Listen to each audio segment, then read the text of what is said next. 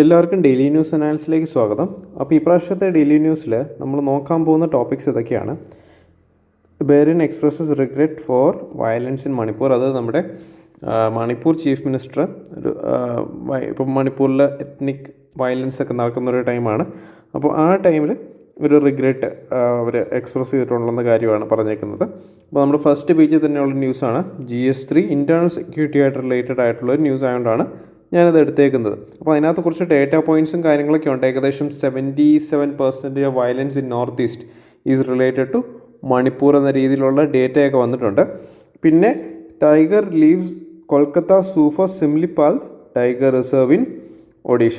Okay, അതൊരു internal ട്രാൻസ്ഫറാണ്. അതായത് സിംലിപാൽ ടൈഗർ റിസർവിലോട്ട് കൊൽക്കത്ത സൂവിലുണ്ടായിരുന്ന സീനത്ത് എന്ന് പറയുന്ന ഒരു ടൈഗറിനെ അവർ ട്രാൻസ്ഫർ ചെയ്യുന്നുണ്ട്. ഓക്കെ, അപ്പോൾ അതിനെ റിലേറ്റഡ് ആയിട്ടാണ്. അപ്പോൾ നമ്മൾ കൂടുതൽ നോക്കും സിംലിപാൽ ടൈഗർ റിസർവിനെ കുറിച്ച് നോക്കും. ഒഡീഷയിലുള്ള നാഷണൽ പാർക്കുകളും അതുപോലെ തന്നെ ടൈഗർ റിസർവ്സും കാര്യങ്ങളെല്ലാം നമ്മൾ നോക്കും. ഓക്കെ, ഇപ്പോൾ GS3 എൻവയോൺമെൻറ്റ് സ്പീഷീസ് എന്ന് പറയുന്ന ടോപ്പിക്കിൽ റിലേറ്റഡ് ആയിട്ടുള്ള ന്യൂസാണ്. ഓക്കെ, നെക്സ്റ്റ് എന്ന് പറയുന്നത് നമ്മുടെ എഡിറ്റോറിയലുള്ളൊരു ന്യൂസാണ്. COP29 climate finance and it's optical illusion. അത് GS3 എൻവയോൺമെൻറ്റ് ആയിട്ട് റിലേറ്റഡ് ആയിട്ട് വരുന്ന ഒരു ന്യൂസാണ്. ഓക്കെ, ഇപ്പോൾ ഫസ്റ്റ് ന്യൂസ് എന്ന് പറയുന്നത് Biren expresses regret for violence in Manipur. On new year's eve Manipur chief minister N. Biren Singh apologized for the loss of lives and displacement caused by the ethnic violence, expressing hope for peace in 2025.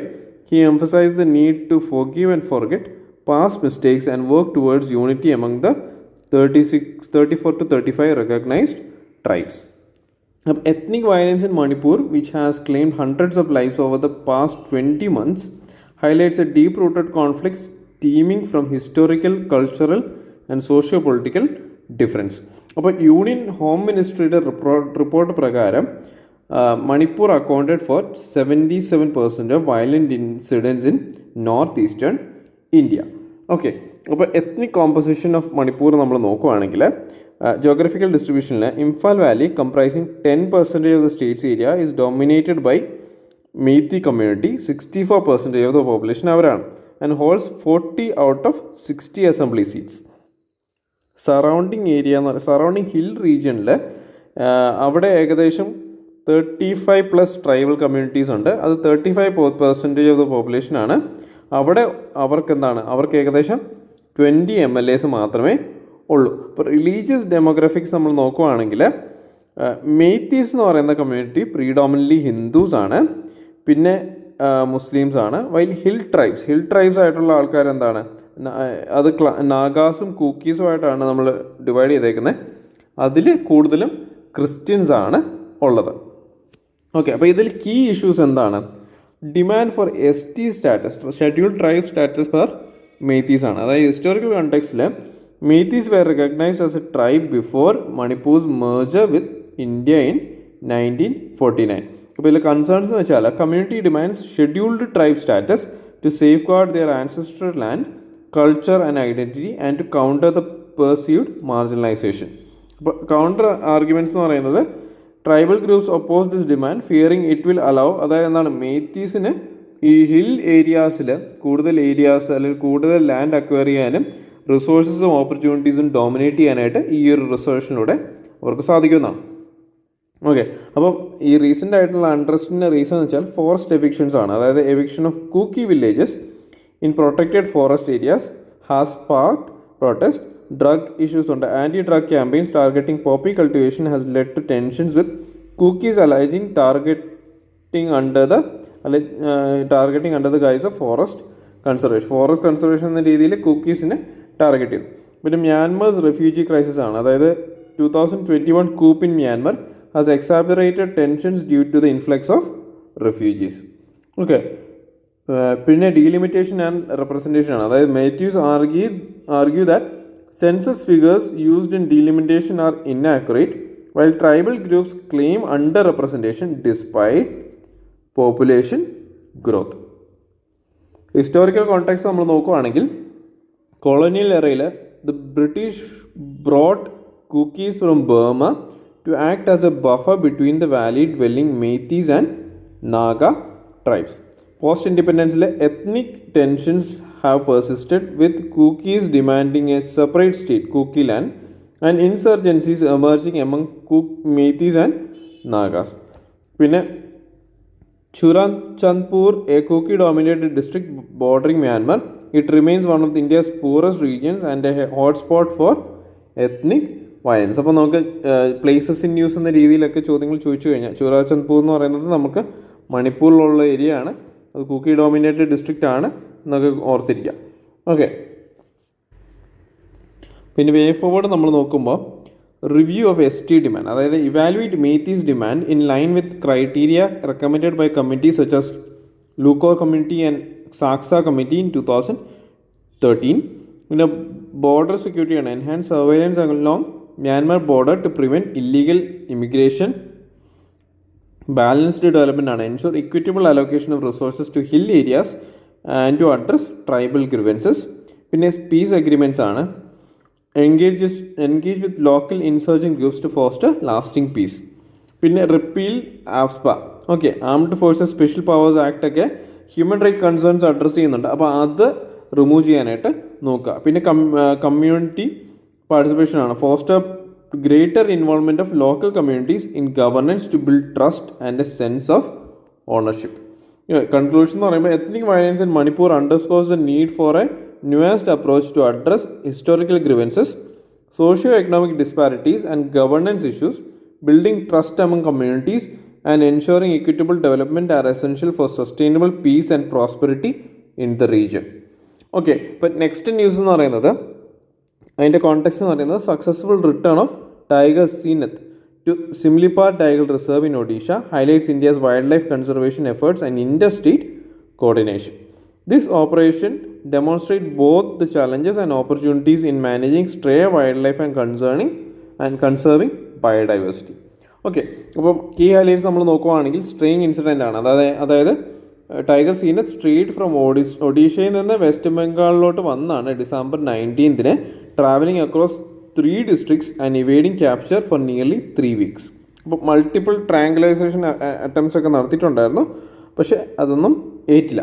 Okay, capture and safe return. Captured and temporarily housed in Alipore zoo, Zeenat was monitored with health before being transported back to Simlipal. But National Tribal Conservation, Tiger Conservation Authority ensured her return through a green corridor, minimizing stress during transport. പിന്നെ conservation efforts നമ്മൾ നോക്കുകയാണെങ്കിൽ എന്താണ്, Zeenat relocation from Tadoba in Maharashtra to Similipal aimed at improving the tiger population in the reserve. Okay, പിന്നെ Similipal tiger റിസർവിനെ കുറിച്ച് നമ്മൾ നോക്കുകയാണെങ്കിൽ അത് സിമ്മിൾ എന്ന് പറഞ്ഞ സിൽക്ക് കോട്ടൺ ട്രീ, അത് വെച്ചാണ് അതിൻ്റെ നെയിം, ആ ഒരു നെയിം സിംലിപാൽ എന്ന് പറയുന്ന നെയിം ഡിറൈവ്ഡ് ആയിട്ടുള്ളത്. ഡെസിഗ്നേഷൻസ് എന്ന് പറയുമ്പോൾ designated as a tiger reserve in 1956, brought under project tiger in 1973, declared a biosphere reserve in June 1994, part of UNESCO world network of biosphere reserves since 2009. ഇപ്പോൾ location എന്ന് പറയുന്നത് situated in northern Odisha's Mayurbhanj district lying at the eastern end of the eastern Ghats. Okay, അപ്പോൾ അത് Mayurbhanj district, ഒഡീഷയുടെ northern Mayurbhanj ഡിസ്ട്രിക്റ്റിലാണ് ഈ Simlipal tiger reserve ഉള്ളതെന്ന് കൂടി ഓർത്തിരിക്കാം. അവിടെയുള്ള ട്രൈബൽ കമ്മ്യൂണിറ്റീസ് ഏതൊക്കെയാണ്? എറിങ്ക ഖരിയാസ് ആൻഡ് മൺകിർദ്യാസ് എന്ന് പറയുന്ന കമ്മ്യൂണിറ്റീസാണ് ഈ റിസർവ് ഇൻഹാബിറ്റൻസ് ആയിട്ടുള്ളത്. Practice traditional agricultural activities. അപ്പോൾ അവിടെയുള്ള വൈൽഡ് ലൈഫ് ഏതൊക്കെയാണെന്ന് ചോദിച്ചു കഴിഞ്ഞാൽ, it is home to tigers, elephants, 304 bird species, 20 amphibian species and 62 reptile species. Okay, പിന്നെ ഫോറസ്റ്റ് ഫയർ വൾണറബിലിറ്റി, അതായത് നാച്ചുറൽ കോസസ്, ലൈറ്റ്നിങ് അല്ലെങ്കിൽ ഹൈ ടെമ്പറേച്ചേഴ്സ് ഒക്കെ ബേസ് ചെയ്തിട്ട് അവിടെ ഫോറസ്റ്റ് ഫയർ ഉണ്ടാകാനുള്ള സാധ്യതയുണ്ട്. പിന്നെ ആന്ത്രോപോജനിക് കോസസ് എന്ന് പറയുമ്പോൾ ഹ്യൂമൻ റിലേറ്റഡ് ആയിട്ടുള്ള കോസസിൽ എന്തൊക്കെ എന്ന് കഴിഞ്ഞാൽ പോച്ചിങ് അല്ലെങ്കിൽ ഹണ്ടിങ് ആക്ടിവിറ്റീസിലൊക്കെ ഫോറസ്റ്റ് ഫയേഴ്സ് വരാനായിട്ട് സാധ്യതയുണ്ട്. മിറ്റിഗേഷൻ എന്ന് പറഞ്ഞാൽ forecasting forest fire prone days, creating fire lines, പിന്നെ involving communities and curbing poaching activities. Okay, അപ്പോൾ വൈൽഡ് ലൈഫ് മാനേജ്മെൻറ്റിൽ നമ്മൾ എന്തൊക്കെ കാര്യങ്ങൾ അറിഞ്ഞിരിക്കണം എന്ന് നോക്കിക്കഴിഞ്ഞാൽ സ്ട്രെങ്തനിങ് വൈൽഡ് ലൈഫ് കോറിഡോർസ്, അതായത് നമുക്കറിയാം ആനിമൽസിനെയൊക്കെ ട്രാൻസ്പോർട്ട് ചെയ്യുമ്പോൾ there are incidents where they naturally develop tension, അല്ലെങ്കിൽ ഒരു സ്ട്രെസ്സ് ആനിമൽസിന് ഉണ്ടാകാൻ പറ്റും. അത് which in turn can lead to ഈ ഡെത്ത്. അല്ലെങ്കിൽ പന്ന നാഷണൽ പാർക്കിലൊക്കെ നമ്മൾ നോക്കുകയാണെങ്കിൽ അവിടെയൊക്കെ ചീറ്റേനെയൊക്കെ ഇൻട്രൊഡ്യൂസ് ചെയ്തപ്പം അവരുടെ നാച്ചുറൽ ഹാബിറ്റേറ്റിൽ നിന്ന് വേറെ ഹാബിറ്റാറ്റിൽ പോയപ്പോഴേക്കും they faced a lot of stress. അപ്പോൾ അതുകൊണ്ട് അവിടെ കുറേ ചീറ്റ ഡെത്തുകൾ ഉണ്ടാവുകയും ചെയ്തു. ഓക്കെ, അതുപോലെ തന്നെ നമുക്കെന്താണ് ഒരു വൈൽഡ് ലൈഫ് കോറിഡോർസ് ഉണ്ടാക്കി കഴിയുമ്പോഴേക്കും ആനിമൽസിന് ആ റൂട്ടിൽ കൂടെ പോകാനായിട്ടും ഒക്കെ പറ്റും. ഹ്യൂമൻ ആനിമൽ കോൺഫ്ലിക്റ്റ് കുറയ്ക്കാനായിട്ട് പറ്റും. കമ്മ്യൂണിറ്റി ഇൻവോൾവ്മെൻ്റ് ആണ്. Awareness and engagement with local communities can mitigate risk. പിന്നെ advance tracking technologies use radio collars and drones to monitor wildlife. Interstate കോർഡിനേഷൻ്റെ കേസിൽ crucial for handling wildlife straying incidents effectively. Conclusion എന്ന് പറയുമ്പോൾ the return of tiger Zeenat is a testament of India's evolving wildlife conservation framework. It highlights the importance of robust infrastructure, proactive policies, and community involvement in sustaining biodiversity. Similipal's unique ecosystem and conservation success story serve as a model for other reserves, emphasizing the balance between development and environmental sustainability. Okay. ഇപ്പം next news എന്ന് പറയുന്നത് നമ്മുടെ COP29, അത് Baku, അതായത് അസർബൈജാനിൽ നടന്ന conference of പാർട്ടീസിൻ്റെ base ചെയ്തിട്ടുള്ള ഒരു എഡിറ്റോറിയലാണ്. Okay, അപ്പോൾ ഇതിൻ്റെ കോൺടെക്സ്റ്റ് എന്ന് പറയുന്നത് the 29th conservation conference of parties COP29 in Baku, Azerbaijan was pivotal in addressing climate finance under the framework of Paris Agreement. Okay, the focus was on the new collective quantified goal on climate finance, NCQG, as a successor of the previous 100 billion annual climate finance target. Okay, however, the outcomes highlighted persistent gaps between financial commitments by developed nations and the actual need of developing countries. Okay, അത് നേരത്തെ നമുക്കറിയാം ഒരു 100 billion commitment ഉണ്ടായിരുന്നു ഈ ആനുവലായിട്ട് ഈ developing കൺട്രീസിന് sustainability അല്ലെങ്കിൽ eco friendly മെത്തേഡ്സിലോട്ട് transition ചെയ്യാനായിട്ട്. കാരണം ഈ ഡെവലപ്ഡ് കൺട്രീസിൻ്റെ ട്രാൻസിഷൻ, അതായത് അവർ ഡെവലപ്ഡ് ആകാനായിട്ട് ഇപ്പോൾ കോൾ ഉപയോഗിച്ചിട്ടാണ് ബ്രിട്ടൻ ഡെവലപ്ഡ് ആകുന്നത്. അപ്പോൾ ആ കോൾ എമിഷൻ കാരണം തന്നെ എൻവയോൺമെൻറ്റിൽ ഭയങ്കരമായിട്ടുള്ള ഡീഗ്രഡേഷൻ നടന്നിട്ടുണ്ട്. അപ്പോൾ അവരുടെ ആ ഒരു അവർ ഡെവലപ്ഡ് ആയതിൻ്റെ കോസ് കാരണമാണ് ഇവിടെ ഗ്രീൻ അല്ലെങ്കിൽ ഇവിടെ ഗ്ലോബൽ വാർമിങ്ങും കാര്യങ്ങളൊക്കെ നടക്കുന്നത്. അപ്പം എന്നോർത്ത് നമുക്കൊരിക്കലും എന്താണ് ഈ ഡെവലപ്പിംഗ് കൺട്രീസിനെ ഡെവലപ്ഡ് ആകാതിരിക്കാനായിട്ട് ഈ ഗ്ലോബൽ വാർമിംഗ് ഒരു റീസണായിട്ട് പറയാൻ പറ്റില്ല. അതുകൊണ്ടാണ് ഈ 100 ബില്യൺ കമ്മിറ്റ്മെൻറ്റ് ഡെവലപ്ഡ് കൺട്രീസ് പറഞ്ഞത്. പക്ഷേ there is a gap in financing. അപ്പോൾ climate finance and global commitments. Article 4.7 of the UNFCCC and Article 9 of the Paris Agreement mandate developed countries to mobilize financial resources for developing nations to meet climate goals. But developed countries failed to meet the 100 billion per year target by 2020, with the goal only achieved in 2022. Okay, അപ്പോൾ new collective quantified goal എന്താണ്? Aimed at establishing climate finance architecture post 2025, addressing broader and higher financial needs. Developed countries proposed a 300 billion per year release by 2035, significantly lower than the estimated need for. അപ്പോൾ estimated need എന്ന് പറയുന്നത് 455 to 584 billion per year ആയിരുന്നു developing നേഷൻസിന്. പക്ഷേ അതിലും കുറഞ്ഞ രീതിയിലുള്ള 300 ബില്യണിലാണ് agri ചെയ്തേക്കുന്നത്. Insufficient allocation of for vulnerable groups such as least developed countries and small island developing states. Okay, പിന്നെ ഫൈനാൻഷ്യൽ ഗ്യാപ്സ് ആൻഡ് വൾണറബിലിറ്റീസ് നമ്മൾ നോക്കുകയാണെങ്കിൽ small island development States demanded 220 billion by 2030, but only 39 billion was allocated. The global stock stake GST 2023 projected economic cost for vulnerable groups to reach ഏകദേശം 447 മുതൽ 890 billion annually by 2030. അപ്പോൾ ഇന്ത്യയുടെ view point എന്താണ്? Okay, അപ്പോൾ India criticise the NCQG for being finalised without proper consultation and failing to align with the UNFCC's principle of equity, asserted that developed countries must mobilize resources transparently and adequately to meet the ambitions of nationally determined contributions. India's submission to its NDCs remain conditional on effective financial support and technology transfer. Challenges in climate finance നമ്മൾ നോക്കുമ്പോൾ inadequate climate financial pledges ആണ്. അതായത് $300 billion അല്ലെങ്കിൽ per year target is insufficient compared to the actual needs. അപ്പം identified in developing countries NDCs, okay, nationally determined contribution നമ്മൾ നോക്കുവാണെങ്കിൽ 400 to 500 billion പറഞ്ഞിടത്താണ് നമുക്ക് 300 billion കിട്ടുന്നത്. Developed nations reluctance to provide grants and concessional resources limits the effectiveness of climate finance. പിന്നെ lack of inclusivity, അതായത് നമുക്കറിയാം ഈ ഒരു കമ്മ്യൂണിറ്റി NCQGയിൽ ഒരു അഡ്വക്കേറ്റ് ആയിട്ടുള്ള കൺസൾട്ടേഷൻ ഈ ഡെവലപ്പിംഗ് നേഷൻസുമായിട്ട് നടന്നിട്ടില്ല. അത് ഇന്ത്യ ഹൈലൈറ്റ് ചെയ്തൊരു പോയിൻ്റാണ്. മാർജിനലൈസേഷൻ ഓഫ് വൾണറബിൾ ഗ്രൂപ്പ്സ്, അതായത് ഇൻസഫിഷ്യൻറ്റ് ഫോക്കസ് ഓൺ SIDs, പിന്നെ LDCs. SIDs എന്ന് പറഞ്ഞാൽ സ്മോൾ ഐലൻഡ് സ്റ്റേറ്റ്സ് ആണ്. അവർക്കൊന്നും അതുപോലെ തന്നെ വൾണറബിൾ ആയിട്ടുള്ള അല്ലെങ്കിൽ ലീസ്റ്റ് ഡെവലപ്ഡ് കൺട്രീസിനൊന്നും അഡിക്വേറ്റ് ആയിട്ടുള്ള റെപ്രസെൻറ്റേഷൻ കിട്ടിയിട്ടില്ല. Okay, despite their height and vulnerability to climate change impact. Okay, പിന്നെ ഇംപ്ലിമെൻറ്റേഷൻ ആൻഡ് ട്രാൻസ്പെറൻസി ഇഷ്യൂസ് നമ്മൾ നോക്കുമ്പോൾ delayed action and lack of clear mechanisms for fund mobilisation hinder the delivery of climate finance. Okay, പിന്നെ India's climate finance priorities നമ്മൾ നോക്കുമ്പോൾ equity based ആയിട്ടുള്ള അപ്രോച്ചാണ്. Advocates differentiated responsibilities ensuring that developed nations lead financial mobilisation efforts. പിന്നെ stresses transparent mechanism for fund allocation and implementation. അതായത് എന്താണ്, എന്തിനാണ് നമ്മൾ ഫണ്ട് യൂസ് ചെയ്യുന്നത്, ഏതൊക്കെ കൺട്രീസിന് ഫണ്ട് അലൊക്കേറ്റ് ചെയ്യുന്നുണ്ട്, അപ്പം അതുപോലെ തന്നെ വൾണറബിൾ ആയിട്ടുള്ള കൺട്രീസിനാണോ ഏറ്റവും കൂടുതൽ ഫണ്ട് അലൊക്കേറ്റ് ചെയ്യുന്നത്, അങ്ങനെയുള്ള കാര്യങ്ങൾ സ്ട്രെസ് ചെയ്തിട്ടാണ് ഇന്ത്യ അപ്രോച്ച് ചെയ്യുന്നത്.